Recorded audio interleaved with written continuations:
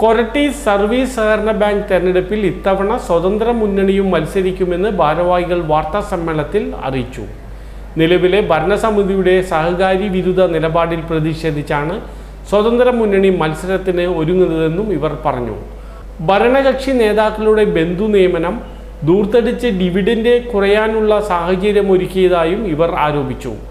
വാർത്താ സമ്മേളനത്തിൽ സ്വതന്ത്ര മുന്നണി ഭാരവാഹികളായ ടി.പി. സുധീർ, ടി.എൻ. രാജൻ, പ്രജീഷ സിബി, മനോഹരി സുന്ദരേശൻ എന്നിവർ പരിപാടികൾ വിശദീകരിച്ചു.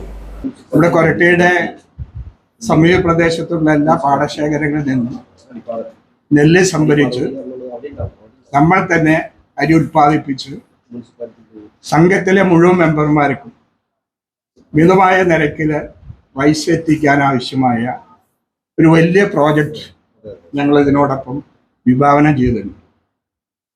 രണ്ടാമത്തെ ഒരു കാര്യം, ഇങ്ങനെ ഒരു മുന്നണി രൂപീകരിക്കാൻ ഇടയായ ഒരു സാഹചര്യമാണ്.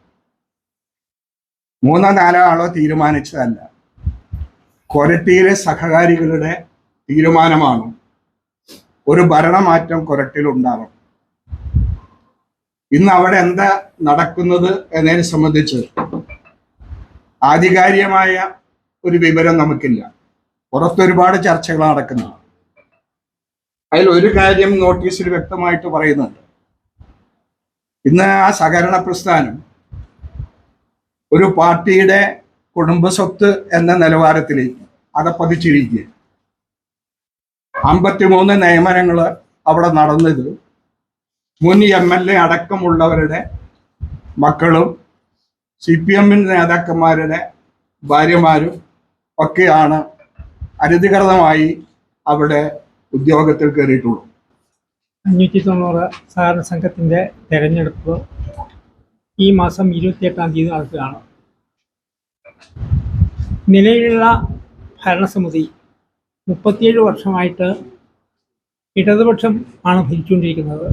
അതിനകത്ത് എന്താണ് നടക്കുന്നതെന്ന് മറ്റാർക്കും അറിയാത്ത ഒരവസ്ഥ നിലവിലുണ്ട്. 37 കൊല്ലം മുൻപ് UDF ആണ് ഭരിച്ചിരുന്നത്. ആ ഭരണകാലം വളരെ ശോചനീയമായ അവസ്ഥയിലേക്ക് ആ സംഘത്തെ എത്തിച്ചു. എന്നാൽ അടുത്ത കാലത്തായി ഇടതുപക്ഷം ഭരിക്കുന്ന ഈ സംഘത്തിൽ ബന്ധു നിയമനം നടത്തുക, മെമ്പർഷിപ്പ് ജനകീയമല്ലാതാക്കുക, സ്വന്തക്കാർക്ക് മാത്രം മെമ്പർഷിപ്പ് കൊടുക്കുക, ഇങ്ങനെയുള്ള അനീതികൾ നടക്കുന്നുണ്ട്. ജനങ്ങളുടെ നിക്ഷേപത്തിന് എത്രമാത്രം സുരക്ഷിതമുണ്ട് എന്നൊന്നും പുറമേയുള്ള ആർക്കും അറിയില്ല. അവിടുത്തെ സെക്രട്ടറിക്കും ഭരണകക്ഷി അംഗങ്ങൾക്ക് മാത്രമേ അറിയുകയുള്ളൂ.